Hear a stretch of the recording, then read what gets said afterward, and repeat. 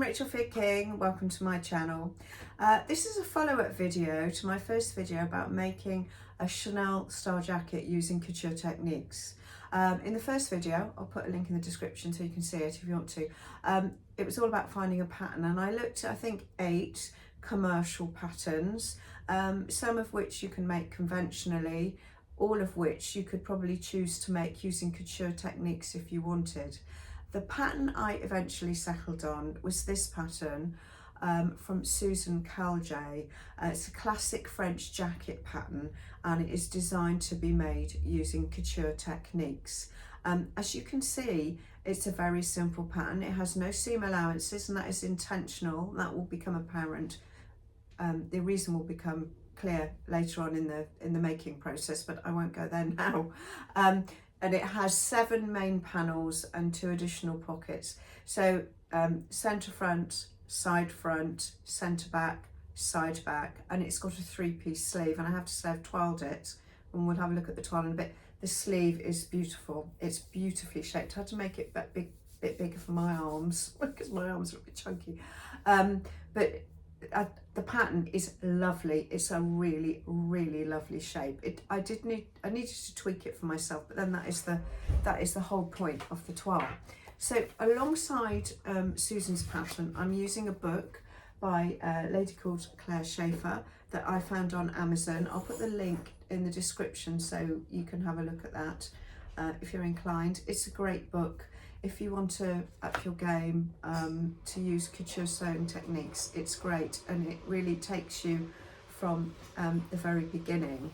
I did touch on this in my previous video actually, and Claire Shaeffer actually collects, I believe, Chanel jackets, so she's a bit of an expert on how they're actually made. It's a fascinating book. I'm quite an experienced maker. I've been a designer in the industry, so I know a lot about garment construction, but I know relatively little about couture techniques. So it's a really interesting journey for me to take. So we have the Susan Khalje pattern, we have the book by Claire Shaeffer. So that's my starting point. So very simply, I'm just going to talk about how I managed the pattern. I had to get it printed off. It's a PDF pattern. I'll put all this information in the description. That I had to get printed on AO, and I used a company called Plan Printing. They printed it very promptly for me. Their links down in the description. So this is not sponsored. This is just me giving you information. There's no sponsorship here.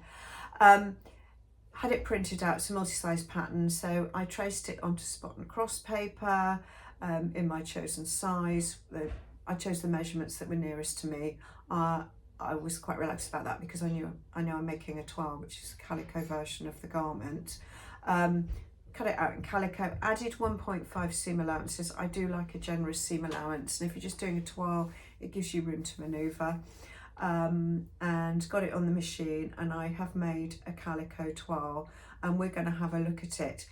When you look at the toile with me now, just can you bear in mind that I'm now a bit bigger than my dress stand, which I've had since I was 18. So this toile, I have made it fits me perfectly. It looks okay on the stand, but it's not a perfect fit. It's a bit bigger, and sadly, unfortunately. So let's have a look at the toile, and I'll talk about how I made it to fit me and the pattern alterations that I did, and then I'm going to show you the fabric that I'm ordering from Linton Tweeds. This is my final toile number 2. I'm quite pleased with it. I didn't have to make too many amendments. It fitted me really well across the shoulders and around the underarm, although it swung out here and didn't meet from the bust point down to the hem. So I had to add in from just under the bust down all the way around. So to sort of compensate for the gap at the centre front, but obviously I had to make it even all the way around. And also then I found that this bit was kicking out even though it fitted. So I've pinched a bit across. I've slashed into that centre front panel piece basically, And then the only other thing that I've had to do to it, the sleeve, I have to say it's beautiful. I don't know whether you can see the way that is hanging, but just slightly forward, it's absolutely perfect. I added in from, not at this point here, from about there down, I just added about 6mm into the sleeve here, just from here to here, sort of tapered, and then tapered from there up to 6mm and tapered back, just because I've got bigger arms and it was a very, very slim sleeve. Yeah, so it was fairly straightforward. So now this is the shape. The length, I'm going to make it shorter. I'm going to wait until I make the real thing and see how I feel about it when I put it on in the fabric. And the pockets, I don't think I'm going to have 2 sets of pockets. I think I'm probably just going to have one. I'll just have the lower pockets. And the neckline, I think I'm going to scoot this down, so almost like a sort of shallow V, and sort of round these edges here. And just to relate to that sort of roundness there, I'm probably going to round the edges of the pockets, the bottom corners off as well. So kind of that's where I'm at with it, really. I'm pretty pleased with it. So my next considerations are ordering the fabric and ordering the lining and the interlinings and any stay tape that I think I'm going to need, and braid and buttons. Although it's going to be an edge to edge hook and bar fastening, I'll possibly put some brass buttons on the pockets because it is a Chanel jacket, style jacket, sorry, after all. So yeah, I'm going to go through fabrics and the materials I need next. I hope you found that interesting. So now on to the fabric. I've chosen this from Linton Tweeds. It's fairly plain.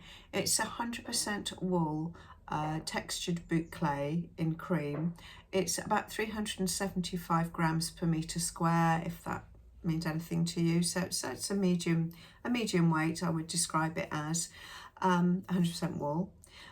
So it's got like a slight sort of check appearance, a mini check appearance to it, but nothing major. So not really much sort of matching needs to go on there. Anyway, so as well as the tweed, the boucle from Linton Tweeds, I need to order a silk charmeuse lining, which is a soft, lightweight lining, and a silk organza, which will function as an interlining. I'm also going to get some iron-on, really narrow iron-on stay tape, because this is going to fray. I'm going to look for some braid, and I'm going to look for some buttons. I'm going to look on the internet, but I'm also going to have a look at a couple of shops that I go to in Walthamstow Market. If you've seen my Walthamstow Market Fabric Haul, you'll see the kind of places that I go to and where I can get sort of fabrics and trims. It's worth a look if you're in East London or you're visiting London. It's such a fantastic place to go fabric shopping. Bargains galore, amazing. Anyway, so that's it for this week. I've got to wait for the fabrics to come in and then I will crack on. And I think the next video, the third video, will be making it and the finished project. I'm not going to string it out too much longer, but it will be a couple of weeks before I'm able to film it. So next week I've got another video planned. I won't tell you what it is yet. I'm quite excited about that.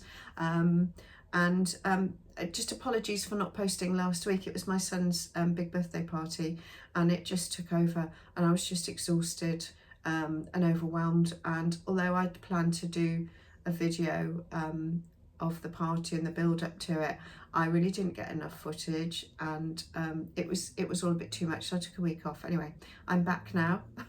I am committed to every week. So I'll see you next week. Bye.